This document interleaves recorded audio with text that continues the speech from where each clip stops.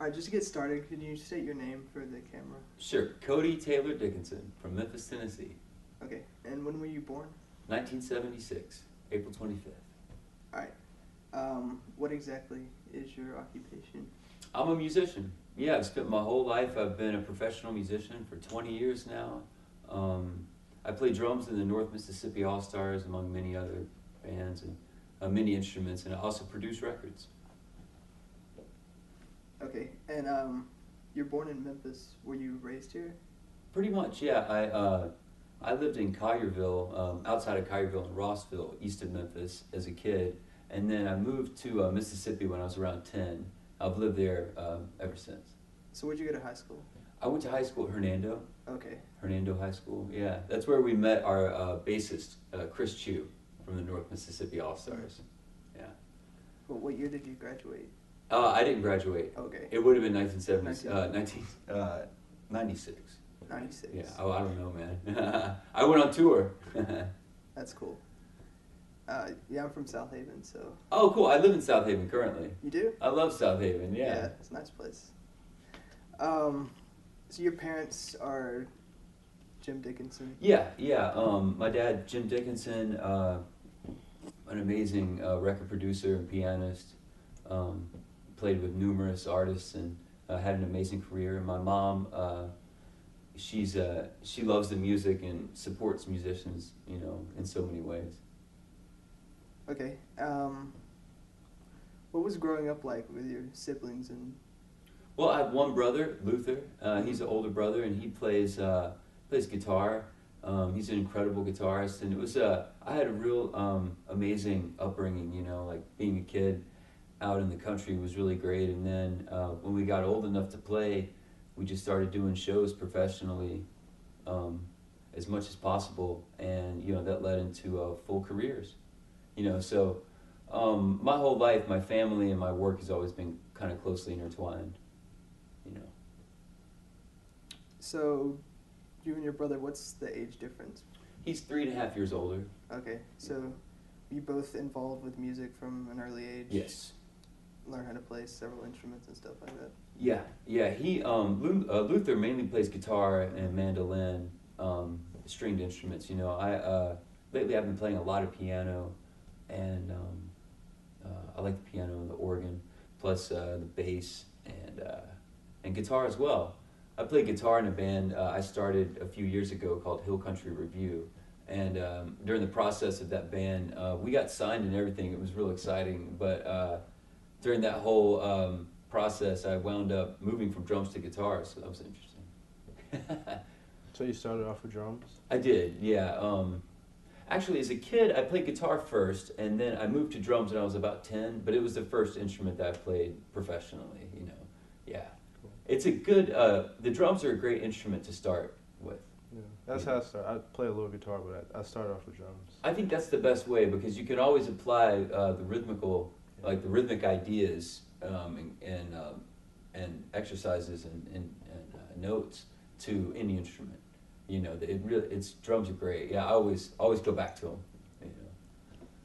So what was your first professional gig, I guess? Oh, good question. It was right here in Memphis. We played the Center for Southern Folklore Heritage Fest for Judy Pizer. I'll never forget it. It was my dad's show, and he just had Luther and I playing with him, along with Jim Spake and some other good Memphis guys. But we were called the Hardly Can Playboys. It was funny. We were just little kids. We played all different styles of music, though. It really helped to learn to be versatile and know a lot of different genres. So what genre do you mostly focus on? Well, we play blues. I mainly play blues music, but these days that means a lot of things. Rock and roll. I also listen to a lot of current music. Today, just recently I've been listening, and that's all kinds of stuff, everything really. I just do my best. I try like heck to keep up with music, because there's so much now, and a lot of real good stuff. Music seems vital and important again, which is exciting. It is good. So like growing up, your dad was a record producer, I guess. Yeah. Did you spend a lot of time in like the studio with him, or? Yeah, I mean, I definitely got to see him work, and I remember being in recording studios as a kid, and all the equipment looking so huge, you know, from my perspective. And it's still like a spaceship. I mean, recording studios are great. He would usually, my dad would bring Luther and I into every session for like just an afternoon. You know, it would be brief, you know, but he kind of made it a point to, you know, bring us to work every day, or I mean, once a day, once a project, like one day out of a project, he'd bring us in, and that was cool. Looking back on it, you know, that's a really cool thing for a dad to do. It would be easy for him to not do that, especially considering it was like the Replacements or Primal Scream, or, you know, not normal places kids would be hanging out. Yeah. Yeah. Did you get to meet any really famous people? Yes, indeed, of course. Yeah, I know lots of famous people. I'm not one of them, but I can tell you, yeah, I've been fortunate to, you know, just in my career as a kid, but also, you know, throughout my whole career, I've been truly blessed to work with, you know, the best around, and to get to see them work and learn from them, which is what it's all about. And just to learn how to be cool and not say the wrong thing, you know, and to play well, of course, to be prepared. To be prepared is the ultimate, preparation is key in making music, you know, definitely, because it's so spontaneous. Mm-hmm. So, who are your biggest musical influences? What artists? Let's see, it really depends.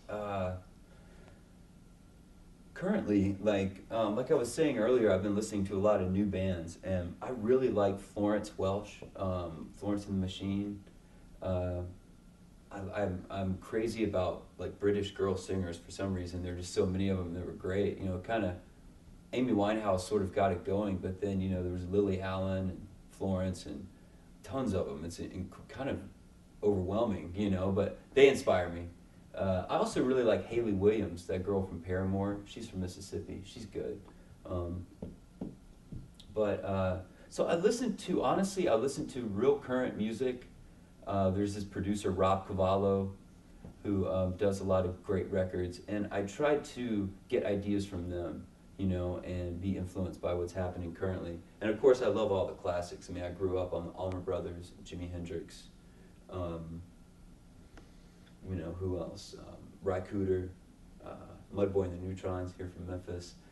So there's that, you know, but it's not fair to just sort of name the classics, because bands like 30 Seconds to Mars. I just saw Coldplay for the first time in Austin. We played Austin City Limits Fest last weekend, and they were amazing. I mean, they were truly great, you know, a lot of great songs. There's something going on in Britain. I don't know what it is in England. You know, they just they make real vital music. You know, it's very visceral, connects. You know. What do you think is different today about music than like when you were growing up or when your dad started?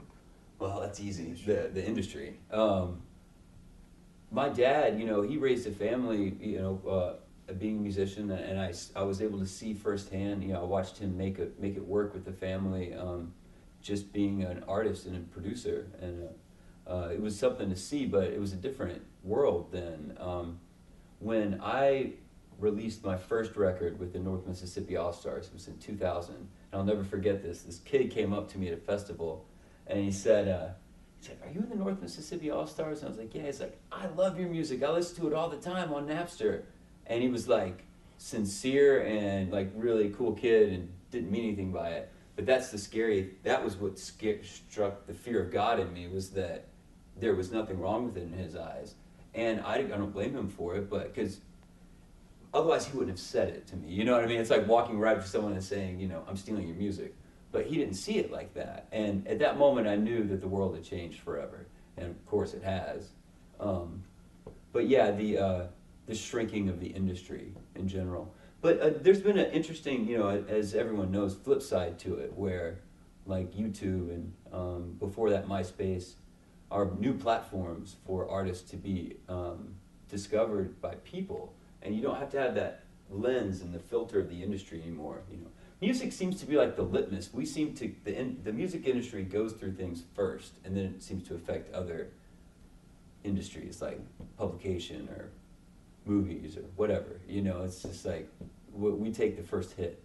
But you know, it's been thank God for live music, because that's how I've been able to make a living, and I've seen the whole world. You know, there are a couple of I haven't been to South America or Africa yet, but I intend to go, and I mean, it's just been amazing. I did want to say something earlier. We were talking about I asked you what the context of these interviews were.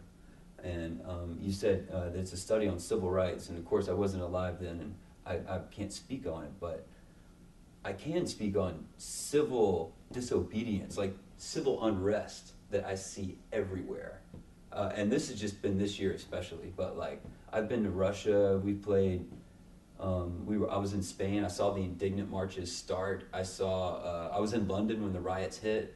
I mean, I was there, I was in a recording studio, and I couldn't get to my hotel because people were beating the shit out of everybody and stealing their stuff and burning down buildings. I mean, you name it, it was scary. And if that happens here, man, it will be unreal, because everyone here has guns. You know, it's just truly terrifying. But my point is that I can tell you firsthand that there is a tension that is undeniable, and it's all over the world, and it's reared its head in other ways. Like in Spain, for example, it's the indignant march, which is very democratic and open, right? In Italy, the marches were very socialist and communist, and they were like had the red flags, you know, with the sickles, and you know, Italia Comunista or whatever. You know, I was like, wow. And in other words, it's anti-Western.